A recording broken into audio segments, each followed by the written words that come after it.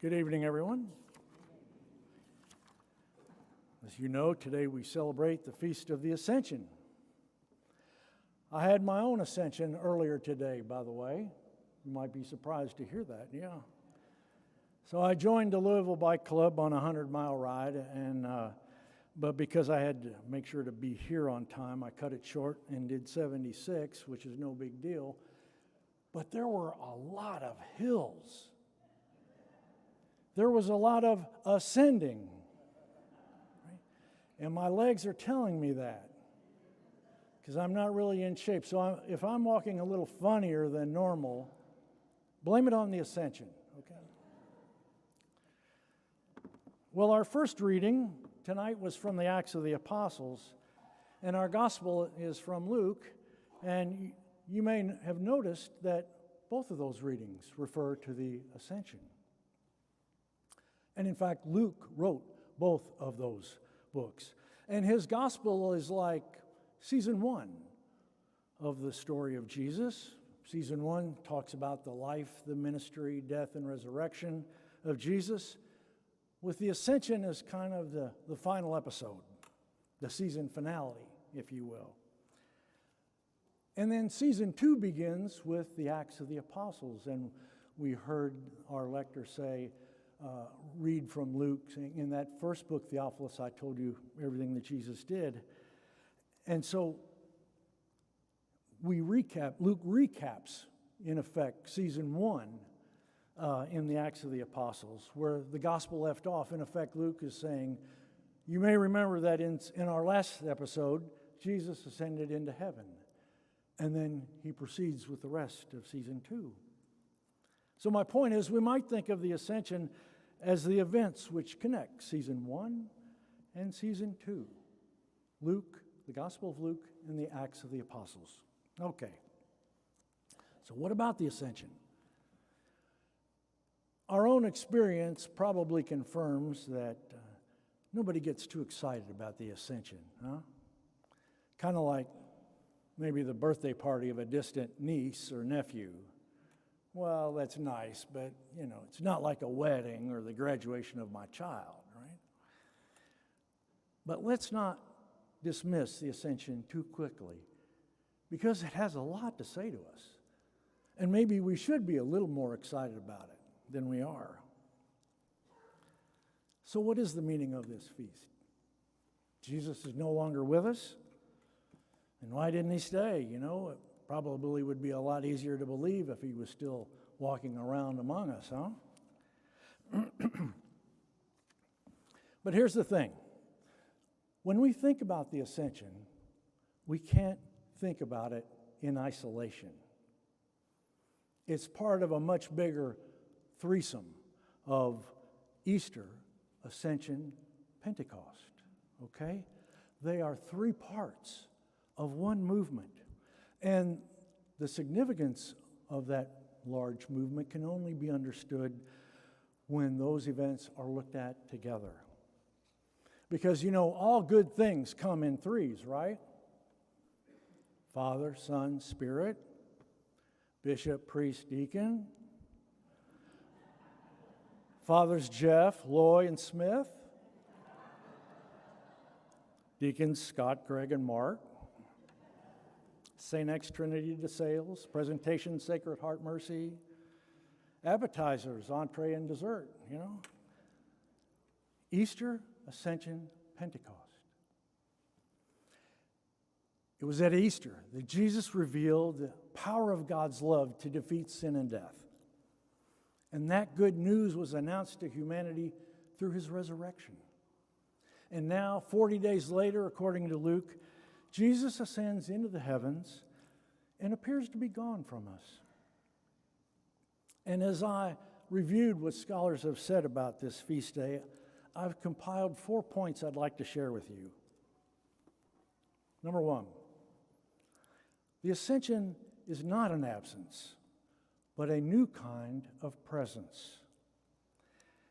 It's easy to think of the Ascension as Jesus leaving us, but this is not the end of his presence. It is a transformation of it. He didn't abandon us.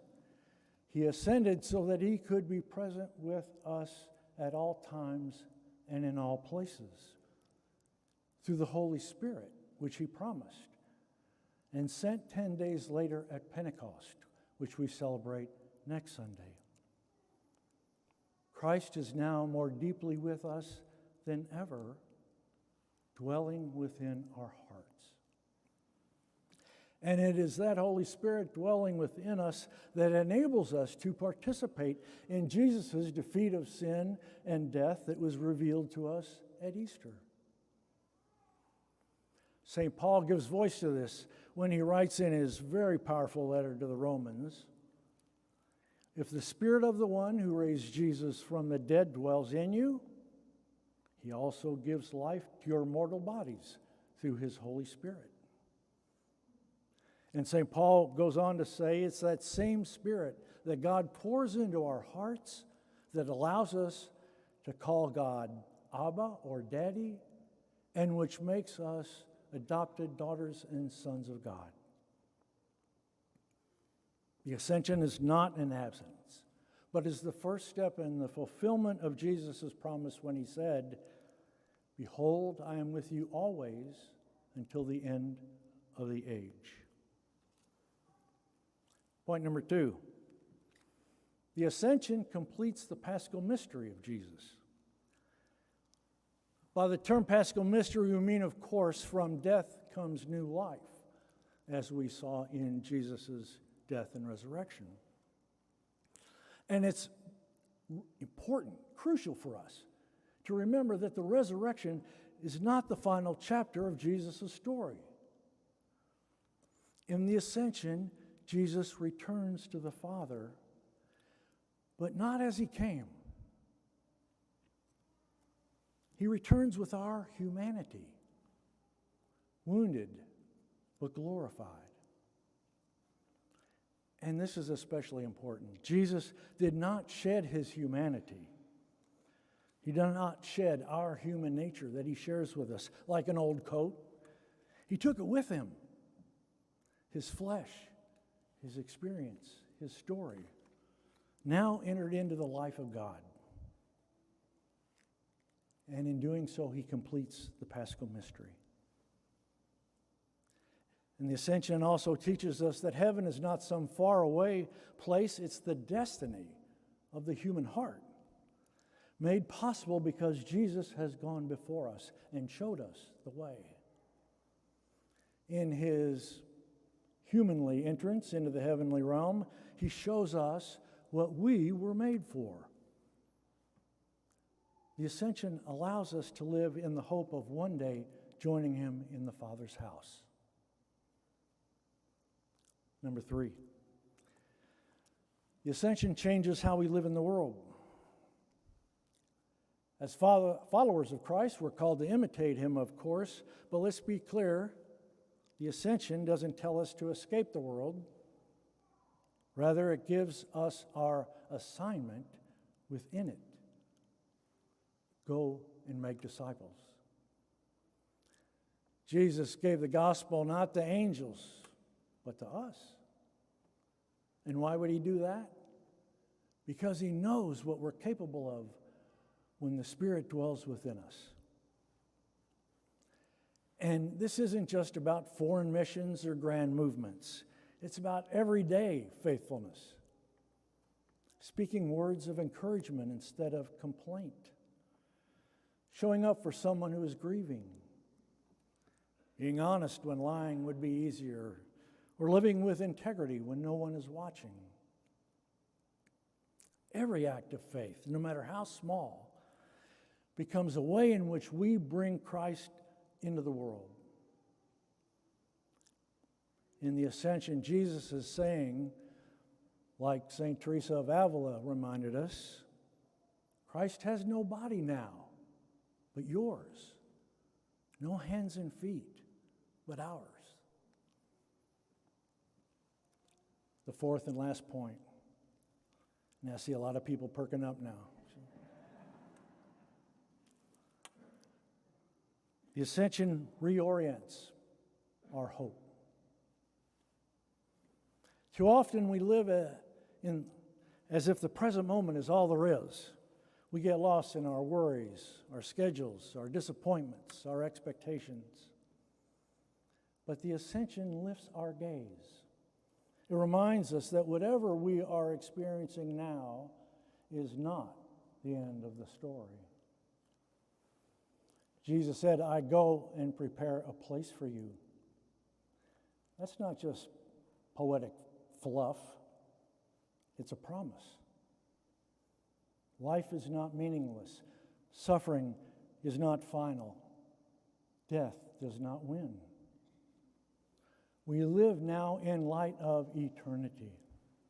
And that means we can face life with courage or even joy, because we know how the story ends, with reunion, with restoration, and with everlasting life. So what do we do with the Ascension? Well, friends, let's not just stand there looking up as the disciples did. The world is waiting for us. Let the grace of the Ascension lift your hearts, your minds, and your life. Remember how I said the Acts of the Apostles is season 2 of the Gospel of Luke? Well, right now, today, at this moment, we are writing the current episode of a third season by how we live our lives, how we live our faith day by day. And may that episode that we're creating draw others and ourselves more deeply into the life of Jesus and his church.